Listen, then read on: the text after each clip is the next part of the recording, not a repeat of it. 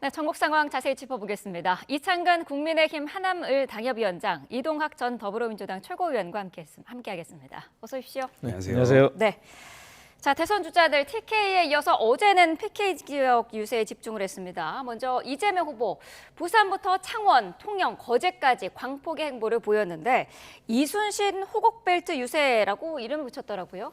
네, 그동안 영남 지역은 이 일당 독주 이런 것들로 인해서 오히려 발전이 저해되는 측면들이 있었고 그것은 이 호남도 마찬가지죠. 이제 그러한 부분들을 적극 공세를 하고 있는 것이고요. 이순신이라고 하는 이 이름을 왜 붙였을까? 제가 선대위 분하고 통화를 좀 하다 보니까 약간 이게 역사의 통합이라든가 이런 것들의 실마리가 이순신으로부터 찾을 수 있지 않을까 이런 생각이 들었어요. 보수도요 지금 어떻게 보면 선지자들을 찾는 데 있어서 이승만부터 이 뿌리가 굉장히 얕게 시작하거든요. 저희도 마찬가지입니다. 김구 뭐 이렇게 얘기를 하잖아요. 진보 쪽도. 근데 이 역사에서 이순신이라는 존재는 보수 진보 가릴 것 없이 통합할 수 있는 약간 적임자적 성격이 있고 그다음에 인지도도 굉장히 높잖아요. 세계적인 스타이기도 하고요. 그러면 진보 보수가 그냥 통합하는 게 아니라 역사적으로도 뭔가 이런 통합의 어떤 실마리가 될 수 있는 인물이지 않을까? 그리고 또 다른 측면에서는 어쨌든 호국, 나라를 좀 구했잖아요. 나라가 위기일 때. 그러니까 이 외적이 쳐들어와서 지금 그런 위기는 아니지만 우리들 스스로가 지금 자중질환한 그런 윤석열 정부의 치하에서 국민들이 어려움을 겪고 있는데 그런 부분을 좀 호소한 것이 아닌가 이런 생각이 들었습니다. 네, 보수 진보 가릴 것 없이 통합하겠다, 나라를 구하겠다라는 의지다라고 표현을 해주셨는데 그런데 어제 부산 유세 중에 이번 대선이 박빙의 승부가 될 거다 이런 말을 했습니다. 사실 지금 뭐 여론조사를 봐도 지금 이재명 후보가 상당히 유리한 우세한 그런 상황인데 이런 얘기를 한 이유는 어디에 있을까요? 일종의 뭐 음살이죠. 저는 음살이라고 봅니다. 음살이고 그리고 영남 지역에서의 득표 목표가 30%지 않습니까? 그 30% 이상을 달성하기 위해서 쉽게 말해서 앓는 소리를 하는 건데요. 기울어진 운동장 맞습니다. 기울어진 운동장 맞고 그런 상황에서 사실 김문수 후보가 더 분발해야 되고요. 하지만 이재명 후보의 그러한 진정성이 과연 얼마나 전달될까는 의문이에요. 만약에 저는 기울어진 운동장이라고 생각하는데 만약에 이번 선거가 이재명 후보의 뜻대로 안 되고 박빙이 된다. 그랬을 때는 아마 민주당의 책임, 그거는 뭐 이재명 후보의 책임이 될 수도 있지만 그게 크다고 봐요. 그거는 뭐냐 하면은 한편에서는 성장을 얘기하지만 실제 내놓는 정책은 성장이 아닌 분배 정책이거든요. 뭐 하나만 일례로 말씀드리면은 100조 재정 공약을 말씀하셨는데 100조 들어가는 공약 중에 80조가 무려 이전 소득과 관련된 정부의 재정 지출로 하겠다는 거거든요. 분배를 통한 성장은 이미 문재인 정부 당시에 소득 주도 성장이 실패했다는 것을 우리가 이미 경험했지 않습니까? 그러한 전략 정책의 실패에 기인할 것이다 그렇게 보는 거고요. 김문수 후보는 뭐 방어를 해야죠. 그런 가운데 방어를 해야 되는데 하여튼 이재명 후보 앓는 소리 그만하시고 정말 진정한 그런 진정성을 좀 보여주시길 바랍니다. 당연히 뭐 이재명이 될 것이다라는 생각이 투표장에 가지 않는 그런 일을 막아야 한다 하는 게 민주당으로서는 한 가지 숙제일 것 같은데요. 네, 어쨌든 자만과 오만 이거를 경계하자라고 하는 이야기고요. 그다음에 투표율이 낮으면 당선된다 하더라도 국정 동력이나 이런 것들이 비교적 좀 얻기가 어려운 상황으로 가는 것 아니겠어요? 그러니까 더 많은 국민들이 나와서 투표를 기본적으로는 해주고 그 과정에서 많은 표를 얻어서 많은 득표를 해서 결국 당선이 되는 것이 이제 이 기본 전략일 텐데 그런 것들이 잘 이루어지지 않을 경우 혹시나 사람들이 옆 사람이 가니까 뭐 나도 안 가도 되겠지 뭐 이렇게 이제 생각을 할 경우에는 그런 투표율이라든가 득표율 자체가 생각보다 좀 낮을 수도 있기 때문에 그런 부분들에 대한 경계로 보이고요. 어찌됐건 이번 선거 자체가요 구도가 근본적으로는 내란 정부 이것을 저질렀기 때문에 그것을 분명히 심판하는 것이 있고요. 그리고 어쨌든 보수 정부가 집권을 해가지고 뭔가 실력을 보여줬더라면 좋았을 텐데 그런 실력도 보여주지 못했고 경제 정책이라든가 외교 정책이라든가 모든 것들이 다 혼란한 상황 속에서 그냥 문을 닫게 된 거거든요. 그렇기 때문에 이것을 수습하는 데 있어서도 이재명 후보가 제격이다. 지금까지 해왔던 성과 이런 것들을 바탕으로 해서 압도적 표를 좀 받았으면 좋겠다. 하겠다라는 생각도 근본적으로 좀 깔려 있는 것이 아닌가 싶습니다. 네, 이재명 후보는 이순신 장군을 등장시켰는데 김문수 후보는 연일 박정희 전 대통령을 언급을 했더라고요. 보수 표심을 좀 확실히 잡겠다 이런 의지가 있는 것 같아요. 뭐 집도끼를 단속하겠다 그런 것도 있고요. 네. 그런데 박정희 전 대통령의 상징이 뭐냐 그랬을 때는 결국 산업화 아닙니까? 그 산업화가 지금 우리나라가 세계 13위 경제 대국으로 올라선 그 밑바탕이 됐지 않습니까? 네. 그래서 김문수 후보는 박정희 전 대통령을 언급하면서 본인이 또 그러한 관련 경제정책 공약을 내놨어요. 이재명 후보와 대비되는 것이 결국 규제 철폐인데요. 네. 규제는 사실 돈 안 들이고 할 수 있는 가장 좋은 성장 전략입니다. 그래서 제1호 공약으로 규제를 얘기했고요. 네. 규제에 이어서 뒤따라야 되는 것이 사실은 노동개혁이거든요. 노동개혁 부분도 노사가 합의해서 주 52시간을 무너뜨리자는 게 절대 아닙니다. 그것을 자율성을 가져서 일할 때 일하고 쉴 때 확실하게 쉬자 그런 뜻인데 사실 이재명 후보는 성장을 얘기하면서 반도체를 얘기하면서 AI를 얘기하면서 주 52시간은 안 건드려요. 그거는 건들 수 없는 성역과 같은 존재를 인식하고 있어요. 네. 그렇다면 어떻게 6시에 PC가 꺼지는데 좋은 연구 결과가 나오겠습니까? 6시에 강제로 PC가 꺼지는 그런 상황을 근로자들도 원치 않아요. 그래서 그런 걸 탄력적으로 적용하자는 게 김문수 후보의 공약이고 네. 그리고 김문수 후보는 기업과 관련해서도 마찬가지입니다. 신성장 신기술과 관련해서는 자유경제혁신기본법이라 그래가지고 그 제정을 통해서 모든 것을 규제를 풀고 기업이 먼저 시행하고 사후 규제를 하겠다. 그런 방향의 그런 기본법을 제시했기 때문에 아마 이재명 후보의 분배를 통한 성장 전략과 김문수 후보의 성장을 통한 전략 그 일환으로 규제를 제1호 공약으로 규제 실패를 내놓은 것이 아마 이번에 선거에서 대비가 될 거라고 저는 그렇게 생각합니다. 네, 개혁신당 이준석 후보는 노무현 정신을 강조를 하고 있는데 사실 뭐 이념이라든지 정책적인 면은 좀 다르지 않습니까? 예, 전혀 다른 이 생각을 아마 유권자들께서 많이 하실 텐데 네. 이준석 후보가 자꾸 무리수를 두는 것이 아닌가. 뭔가 이제 본인은 확장을 하기 위해서 진보 쪽에 있는 유권자의 마음을 뭔가 얻으려고 지금 시도를 하는 것 같은데 그게 좀 잘 먹히지 않는 모양새입니다. 뭐 이제 험지 출마라든가 아니면은 어떤 좌우 통합이라든가 이런 것들을 주로 이제 내세웠거든요. 네. 그런데 이준석 후보의 경우는 주로 받는 비판이 이제 갈라치기다 이런 것들을 많이 받고 뭐 독불 장군이다. 그리고 뭐 최근에는 전 당대표였던 허은하 대표까지 본인과 똑같이 국민의힘에서 쫓겨나듯이 허은하 대표도 내쫓김을 당했거든요. 근데 그러한 일련의 것들을 보면 크게 노무현 정신을 본인이 얘기하는 것하고 본인의 행동하고 과연 맞는가? 오히려 이런 비판점들이 지금 더 생겨나게 되는 것이거든요. 네.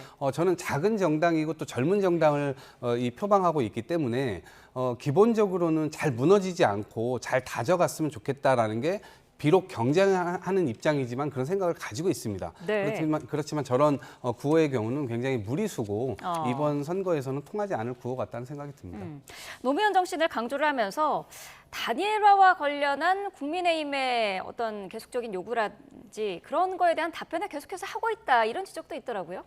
근데 저는 뭐 국민의힘이 거기에 대한 미련을 저는 버려야 된다고 생각합니다. 네. 지금은 단일화, 반 이재명 빅텐트 이미 물 건너갔습니다. 지금 국민의힘이 관심을 쏟아야 될 것은 대국민 빅텐트입니다. 지금 뭐 여론조사 각종 나오지만 사실 중도층의 마음을 잡는 것이 중요하지 않습니까? 네. 그렇다면은 대국민 빅텐트, 대중도 성향의 국민들과 어떻게 하면 빅텐트 할 거냐.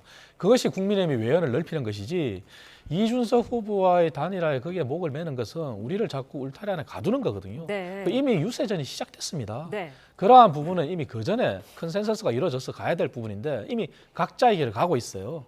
그래서 국민의힘은 거기에 쏟을 시간이 없어요. 김문수 후보는 늦게 출발한 만큼 네. 1분 1초 가까워요. 쉽게 말해서 길바닥에 버릴 시간도 없을 정도예요. 그래서 그런데 정력을 쏟기보다는 오히려 대국민 빅텐트, 그래서 국민들이 원하는 메시지가 뭔지 네. 그러한 목소리에 귀를 기울이고 국민들께 정말 반성하고 변하고 있다. 그걸 보여주는 게 우선입니다. 네. 자, 미국으로 떠난 홍준표 전 대구시장을 향한 정치권의 러브콜이 계속되고 있습니다.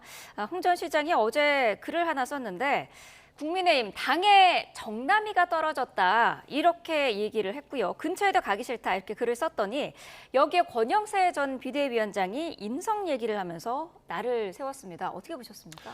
저는 권영세 위원장이 전 위원장이죠. 이렇게 나오면 안 되죠. 반성을 하셔야죠. 네.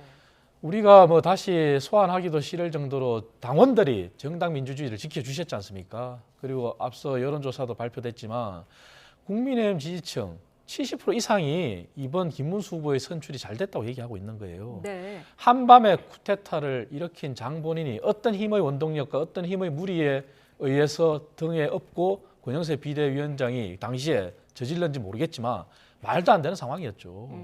그렇다면 본인은 지금 침묵하고 당에 보답하는 길은 지역구에 돌아가서 김문수 후보를 위해서 열심히 선거운동하는 게 본인이 할 일이에요. 네. 아무리 홍준표 전 대구시장이 어떠한 목소리를 내시더라도 권영세 전 비대위원장이 목소리 내는 것은 적절치 않습니다. 네.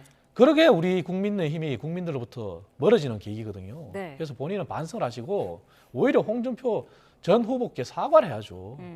그래서 저는 더 이상 이러한 자중질환과 같은 그런 목소리를 모두가 다 안 내는 게 맞다. 잘못했으면 잘못했다고 인정하는 게 국민들이 바라보는 시각이고 국민들이 원하는 그런 메시지일 거다. 그걸 말씀드리겠습니다. 네, 권성동 원내대표도 김문수 후보를 좀 도와달라 이렇게 호소를 했는데 사실 홍 전 시장에게는 이재명 후보도 러브콜을 보내고 있는 상황이지 않습니까? 대선 전후에 어떤 식으로든 좀 홍 전 시장이 정치적으로 움직일 가능성도 있다고 보시나요? 저는 일단 은퇴를 선언하고 지금 네. 하와이로 간 것이라서 그 이후에 정치 행보나 이런 것들이 있을 가능성은 저는 크지 않다라고 네. 생각합니다.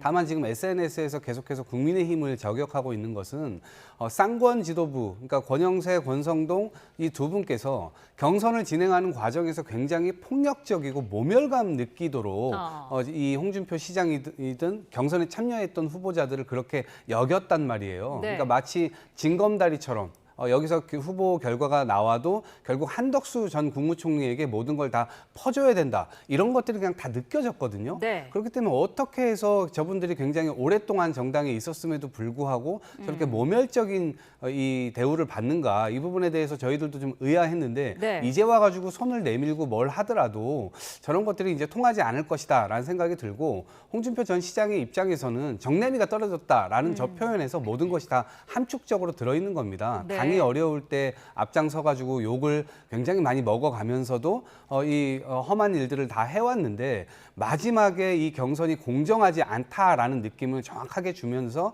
굉장히 큰 모멸감을 받았던 것 같습니다. 그러니까 그것이 저는 인생의 회환으로 좀 느껴지지 않을까. 그게 남을 정도로 굉장히 큰 이 충격이었지 않나 싶습니다. 네. 국민의힘은 윤석열 전 대통령의 거취 문제를 놓고 내부 상황도 시끄러운데 사실 어제는 윤 전 대통령이 자진 탈당할 수도 있다라는 이야기가 있었는데요. 지금 당 내에서는 탈당에 반대하는 목소리도 있는 것으로 알고 있거든요. 지금 당 상황은 어떻습니까? 뭐 다양한 의견이 나오는데요. 네. 사실은 윤석열 전 대통령의 결자 해지하는 게 제일 맞습니다. 그리고 김건희 여사도 검찰의 소환에 불응하면서 국민의힘을 걸고 넘어졌어요. 저희 국민의힘의 일반적인 당원들은 두 분이 제발 국민의힘을 이제는 내버려둬라 이런 심정이에요.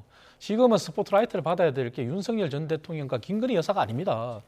당이 왜 이렇게 힘들게 왔는지는 우리 당원들뿐만 아니라 국민들 모두가 다 알고 있어요. 네. 그 두 분의 정상적인 그러한 행동이 아니었기 때문에 지금까지 온 거 아닙니까? 그렇다면 지금 스포트라이트 받아야 될 것은 김문수 후보고 김문수 후보가 정점이 있어야 되는데 왜 갑자기 윤석열 전 대통령이 또 스포트라이트를 받습니까? 그런 부분을 윤석열 전 대통령은 박근혜 전 대통령, 본인이 자유로울 수 없는 박근혜 전 대통령한테 배워야 됩니다. 박근혜 전 대통령이 어떻게 했습니까? 본인이 아무리 억울해도 사법부의 판단에 존중하고 사법부의 재판에 충실히 응하면서 공무원들도 건들지 말고 나한테 오로지 책임을 넘겨라 그랬어요. 그래 침묵하셨잖아요. 네. 그런데 윤석열 대통령이 본인이 자꾸 저렇게 스포트라이트 받는 것은 당에도 결코 도움이 되지 않고 김문수 후보에게도 결코 도움이 되지 않습니다. 네. 이러한 부분이 민주당이 바라는 선거 프레임이잖아요. 민주당은 이재명 대 김문수 프레임을 원하는 게 아니라 이재명 대 윤석열의 프레임을 원하잖아요. 네. 왜 우리 스스로가 거기에 자꾸 빠져드는가요? 그건 잘못된 거거든요. 그래서 지금은 정말 윤석열 전 대통령이 결자 해지를 해주는 게 가장 좋고 네. 그렇지 않다면은 저는 김용태 비대위원장이 선임이 됐잖아요. 네. 젊은 비대위원장이 당이 빠르게 변하는 모습을 보여드리겠다 그랬잖아요. 저는 결단도 내려야 된다고 봅니다. 네. 그것이 우리 당이 정말 과거를 반성하고 사과를 하고 미래를 향해 나아가는 출발이고 일반 국민들의 정서고 그게 국민들과 함께하는 국민 대통합이고 국민 빅텐트입니다. 네, 말씀하신 부분이요. 그 김용태 비대위원장 내정자가 오늘 어쨌든 공식 임명이 되는데 윤 전 대통령의 거취에 대해서 그동안 대부분의 사람이 만족할 수 있는 방안을 도출하겠다 말해 왔었거든요. 어떤 입장이 나올 걸로 보시나요? 글쎄요, 저거는 뭐 비빔밥 하겠다는 건데 사실 이것도 저것도 아닐 것 같은데요. 모두가 만족할 수 있는 안이 뭐죠? 윤석열 전 대통령이 그대로 1호 당원으로 지금 그대로 남아 있는 걸 만족하는 사람도 있고, 그럼 지금 출당 정도의 조치까지 지금 얘기를 하고 있는 사람들도 있는데 누구를 어떻게 만족시키죠? 윤석열 전 대통령을 반으로 갈라야 되나요? 저는 김용태 비대위원장이 나름대로는 상대방에 있는 이 정치인이지만 응원하는 편이지만 네. 이번에 비대위원장이 됨으로 인해서 저는 짜장면의 이 완두콩 역할 정도밖에 못할 거다. 짜장면 비비기 전에 완두콩 올라가 있으면 완두콩 색깔이 딱 눈에 띄잖아요. 네. 근데 이게 비비면 끝나는 거거든요. 비비면 다 검정색 되는 거예요. 근데 김용태 비대위원장이 자신의 색깔을 그대로 잘 유지를 해서 짜장면에 먹음직스럽게 보이게 하려면 저는 분명하게 본인 색깔을 내고 결단을 좀 내릴 필요가 있다. 네. 그래야만 되는 것이고 또 그것에 끝나는 게 아니라 국민의힘의 지금 이 선대위를 보면 지금 내란을 옹호했던 사람들이 다 지금 이 유력한 어떤 그 자리에 다 있는 거잖아요. 네. 그러니까 국민들이 볼 때 저런 조치가 과연 실효성이 있는 건가? 행동으로 당이 변하지 않으면 저는 그런 것들은 그냥 뭐 탈당쇼 혹은 출당쇼 이렇게만 비춰질 거고 네. 결국 헌법을 지키겠다는 의지 이런 것들을 전혀 유권자들이 느낄 수 없을 겁니다. 그래서 본인의 색깔을 분명하게 내려면 윤석열 출당 플러스 윤석열과 김건희 여사의 정확한 이 거리두기 네. 이런 것들이 좀 조치가 돼야 되고 지금 요직을 맡고 있는 분들도 다 정리가 되어야죠. 그럴 네. 때만이 믿음을 줄 수 있을 겁니다.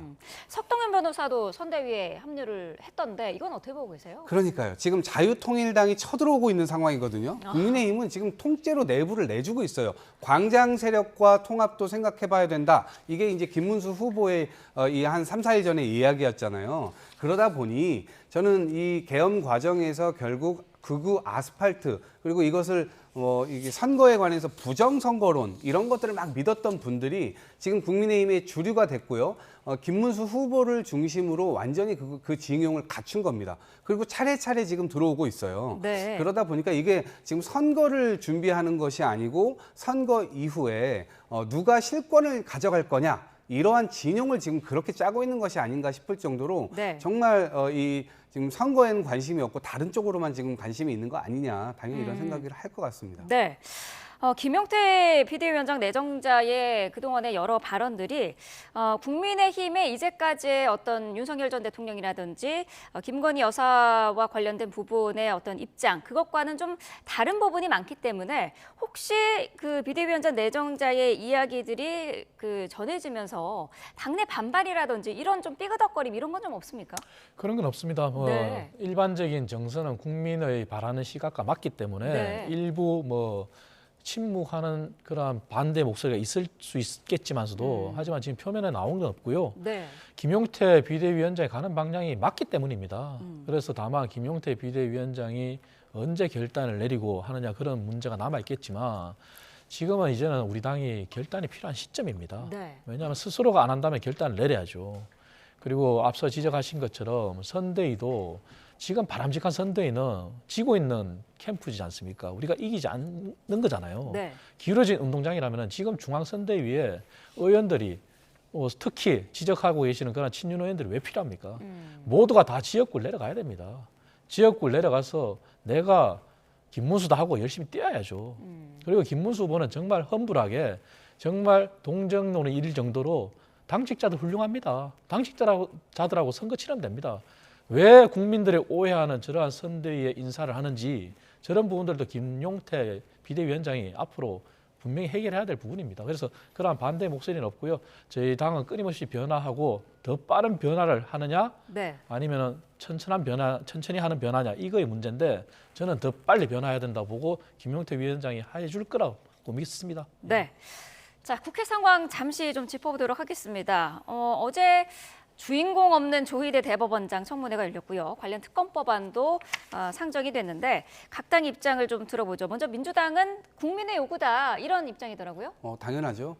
제가 말씀드리기를 지금 권투 선수 2명이 링에 올라가지고 권투를 시작하려고 하는데 네. 갑자기 누군가가 막 난입해가지고 다리 2개 묶고 팔 2개 묶고 눈까지 한 선수의 이 눈까지 가렸단 말이에요. 그러니까 선거 기간이 23일인데 5일 동안 재판에 나와라. 그리고 그것은 재판에 나오는 것뿐만 아니라 시간을 뺏는 것일 뿐만 아니라 마치 사법 리스크가 계속되고 있는 것인 양 그 모습을 보여주는 거란 말이에요. 네. 더더군다나 이것은 헌법과 법률을 그대로 준수해야 되는 대법관이 헌법 116조 와 그다음에 그 공직선거법 11조 이거 후보자의 지위라든가 그 균등한 선거 운동의 기회 보장이라든가 이런 것들을 완전히 어긴 건입니다. 그렇기 때문에 왜 경기장에 이렇게 난입을 했는지에 대한 조사는 반드시 필요하다라는 생각이 들고요. 본인들도 왜냐하면 이거는 삼권 분립이라고 해서 균형과 견제를 이야기하는데 마치 지금 사법부가 하는 행동들은 입법부 위에 있는 것으로 보여요. 이 옆에 있어야 되는 거 아닙니까? 행정부, 입법부, 사법부 서로 견제를 하는 거잖아요. 사법부가 나오라고 하면 국회의원들 다 조사받고 다 합니다. 그런데 입법부가 왜 나오라면 왜 안 나옵니까? 이게 견제가 아니에요. 지금 본인들이 생각하는 건 우위에 있다고 생각하는 거예요. 그래서 네. 저는 이 부분이 차제에는 어쨌든 바로 잡혀야 될 부분이라고 생각하고 사법개혁의 어떤 신호탄도 저는 이 부분들이 아주 중요한 계기가 될 수 있을 것이라고 봅니다. 네. 지금 민주당에서는 사법부가 입법부 옆에 있어야 한다라고 이제 입장을 정리를 해주셨는데 국민의힘에서는 지금 입법부가 위에 있는 거 아니냐 이런 입장이지 않습니까? 당연하죠. 네. 상권 분립인데 지금 민주당은 집권하겠다는 정당이잖아요. 그러면 대한민국이 민주주의 얘기하면서 또 법치국가 얘기하면서 헌법과 법률을 어기는 게 민주당이에요. 뭐냐면은 헌법만 말씀드려도 헌법 제103조는 법관은 헌법과 법률에 따라 양심에 의해서 독립적으로 재판할 수 있는 법관의 독립성을 존중하고 있어요. 네. 그게 법에 명시가 돼 있어요. 하지만 본인들한테 불리한 판결을 내렸다? 그래서 민주당이 지금 어떻게 했습니까? 공직선거법에 허위사실과 관련된 행위라는 단어를 없애면서 면소조항을 신설했어요. 네. 그리고 형사소송법을 개정하면서 대통령 후보가 되거나 아니면 당선되면은 무죄 선고와 관련된 거 빼고는 다 재판을 정지시킨다는 법을 통과시켰어요. 그게 위인설법을 얘기하는 거잖아요. 그리고 법관이 만약에 법을 해석을 잘못했다. 네. 물론 법관이 독립적으로 판단하지만 그거는 독립성을 존중해야 되는데 본인들이 판단하기에 그게 법을 해석을 잘못했다. 이렇게 할 경우는 법관을 또 징계하겠다는 법을 통과시켰어요. 그리고 또 대한민국은 삼권 분립에서 사법부는 3심 제도인데 대법원의 판결을 헌법 소원할 수 있도록 4심제를 만드는 겁니다. 네. 그리고 대법관이 지금 현재는 14명인데 100명으로 늘리겠다 그래요. 그렇다면 대법원의 기능이 제대로 작동하겠습니까? 3심의 제도가 제대로 작동하겠습니까? 이렇게 하는 것이 민주당인데 어떻게 사법부를 입법부 옆에 두겠다는 게 아니죠. 그거는 입법부가 사법부 위에 존재하는 거죠. 왜냐? 국회의원들은요. 탄핵도 당하지 않아요. 국민들로부터 국민 소환도 당하지 않아요. 그래서 국회의 권한은 무진하고 막강합니다. 네. 적어도 대통령이 있을 때는 만약에 거부권이라도 행사할 수 있어요. 하지만 민주당 대통령이 되면 이제 거부권도 없어요. 그 얘기는 향후 3년간은 국회에 남아있는 임기 동안에는 입법부가 행정부 역할을 하는 거고 국회에서 법이 통과되는 것을 이재명 만약에 대통령이 당선된다면 이재명 후보가 대통령으로서 거부권을 행사하겠습니까? 그러면 입법부가 사법부 위에 있는 거죠.